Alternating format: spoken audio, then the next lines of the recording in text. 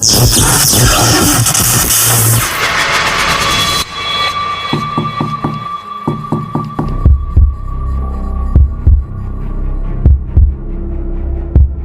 knock came at a reasonable hour, not too early to be suspicious, not too late to feel dangerous, just a clean, practiced knock that blended perfectly into the rhythm of the neighborhood.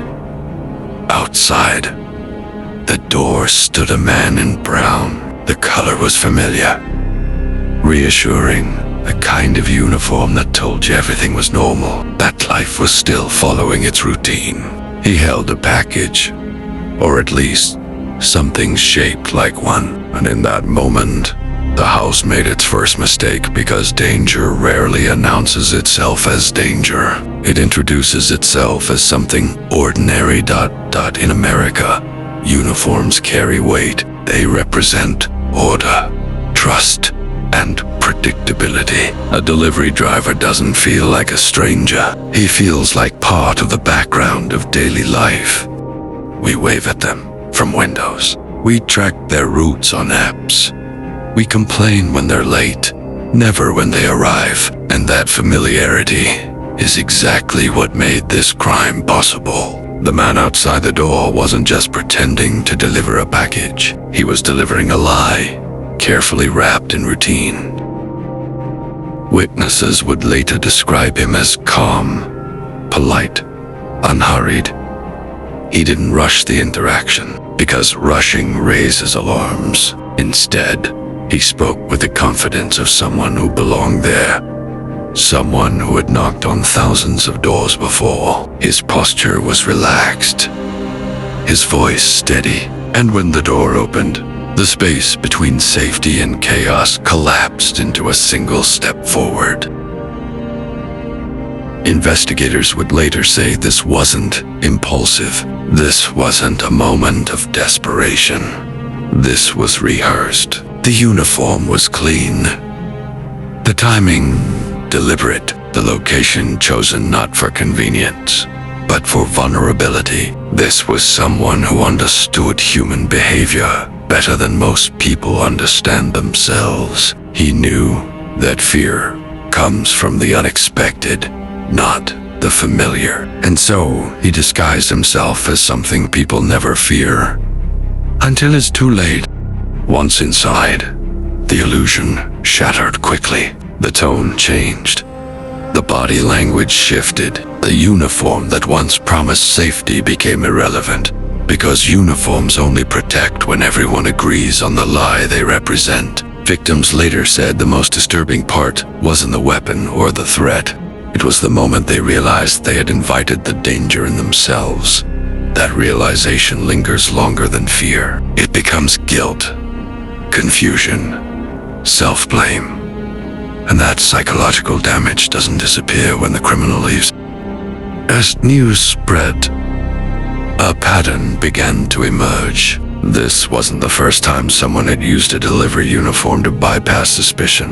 Across the country, similar cases surface: fake utility workers, fake police officers, fake service technicians, different faces, same method. Authority is camouflage. Trust is a weapon. The crime wasn't just physical. It was symbolic. It attacked the idea that everyday systems keep us safe. Law enforcement later revealed that the suspect had studied routines, delivery schedules, neighborhood layouts. He knew when people were home alone. He knew which doors were most likely to open without a second thought. He didn't need force to gain access. He needed belief, and belief is easier to manipulate than locks. And the most unsettling part of all is this: the uniform didn't create the danger. It only made sure the door was already open. After the arrest, the story should have ended. A name, a face, a motive, a headline neatly folded and filed away. That's how these things are supposed to work. But this one didn't settle. It spread. Quietly. Almost invisibly. Because once the method was exposed, something far more dangerous was revealed underneath it. The crime wasn't unique, it was replicable. In the weeks that followed, police departments across the country began receiving similar reports. Men wearing delivery uniforms, utility badges, branded hats. They knocked, they waited, they asked simple questions. Sometimes they left without incident, sometimes they didn't. And that inconsistency was the most terrifying part. No pattern meant no warning. No warning meant fear could bloom anywhere. Criminologists began to describe it as trust-based intrusion. Not forced entry. Not burglary in the traditional sense, but psychological access.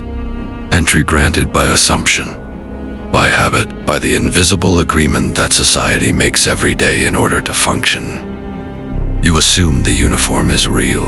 You assume the knock is harmless. You assume the world is still following the rules. And criminals learned how to stand inside that assumption without breaking it. Investigators discovered online forums where tactics were discussed in abstract language. No crimes were confessed. No victims. No, just theory. Hypotheticals. What makes a person open a door? What uniforms are least questioned? How long should you wait before knocking again? It was chilling not because it was graphic, but because it was analytical, cold, detached. Like a manual written by people who saw human behavior as a system to exploit. One former detective described it best. He said, "This isn't about stealing packages or money. It's about control. The moment someone opens the door, the criminal has already won. Because the crime doesn't begin when violence happens. It begins when the victim realizes they were chosen not at random, but through observation. Studied. Watched. Predicted. In several cases, suspects admitted they never intended to commit violence at all. The uniform was enough. The knock was enough. The fear afterward was the point. They wanted to know how easily they could cross the line without resistance, how far they could go before someone questioned reality. That kind of curiosity isn't driven by desperation. It's driven by something far darker, a desire to test the boundaries of trust itself. Psychologists warn that this type of crime leaves a different kind of damage. Victims don't just replay what happened, they replay what they allowed to happen. The brain searches for the moment where it should have known better. The knock, the look, the smile, and every future interaction is haunted by that failure to detect danger. That's how fear spreads, not through news headlines, but through hesitation. What makes this especially dangerous is how little effort it requires. No breaking locks, no weapons needed at first, just clothing, confidence, timing. It turns crime into theater, and the audience is anyone who opens a door expecting normalcy. Law enforcement admitted quietly that prevention is difficult because the behavior itself isn't illegal until it is. By then, it's too late. Even delivery companies were forced to respond. New verification steps, driver POTOS alerts. But systems lag behind behavior. Criminals adapt faster than policies, and every new safeguard teaches them something new about what people rely on to feel safe. When the suspect was finally arrested, the uniform was found neatly folded. Not discarded in panic, not destroyed. Folded, as if it were just another tool placed back on a shelf.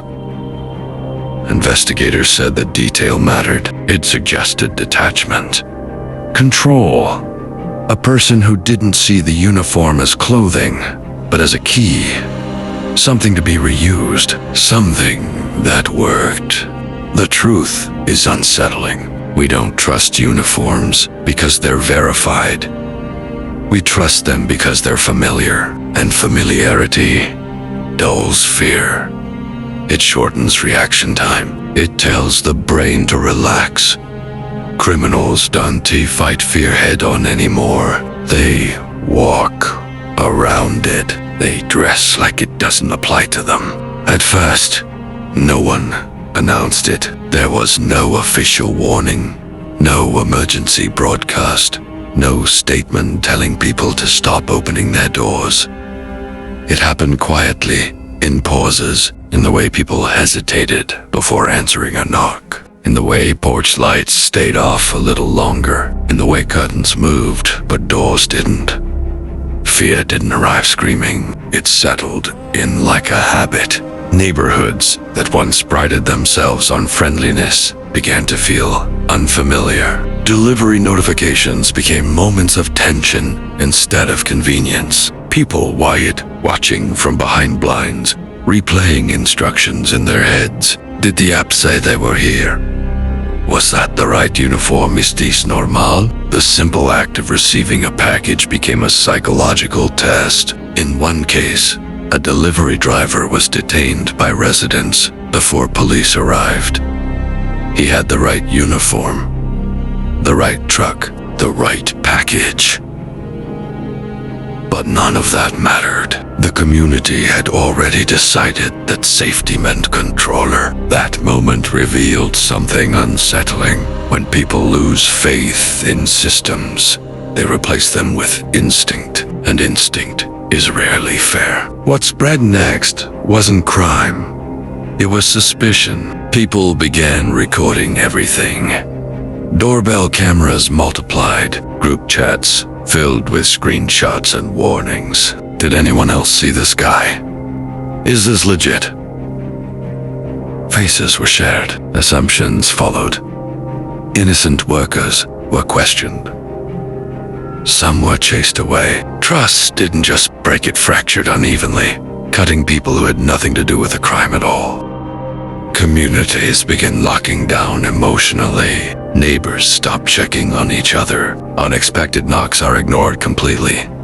Even legitimate emergencies are delayed. People second-guess themselves into inaction. Fear becomes so effective that it starts doing harm on its own. Criminals understand this. Some adapt. They stop knocking. They wait for chaos to do the work for them. Others escalate. They exploit the paranoia itself, knowing that communities already on edge are slower to respond clearly. Confusion becomes camouflage. Fear becomes cover. Because fear remembers what logic tries to forget. And somewhere in all of this, the line blurs. The difference between protection and paranoia becomes thinner. Between caution and cruelty. Between safety and isolation. And when that line disappears, something else takes its place. The aftermath rippled quietly. Neighbors stopped opening doors. People double-checked tracking numbers. Some refused deliveries altogether. Children were warned, not just about strangers, but about uniforms. Something fundamental had shifted. The crime didn't just take property or piece it. Took innocence from routines that once felt safe. No knocks answered. No help offered. No one certain who to trust. Tonight, somewhere in America, a knock will happen. It will sound normal. It will sound safe. And someone will stand on the other side wearing something familiar. The question isn't whether crime will happen again. The question is whether we'll recognize it before trust. Does the criminals work for them? Somewhere right now, someone is watching a neighborhood, learning its rhythms, noticing who answers quickly, who lives alone, who trusts easily. They aren't angry. They aren't desperate. They're patient, and patience is far more dangerous than rage. Continue to be in touch with us as we bring in daily true crime stories. Don't forget to subscribe to Crimson Channel.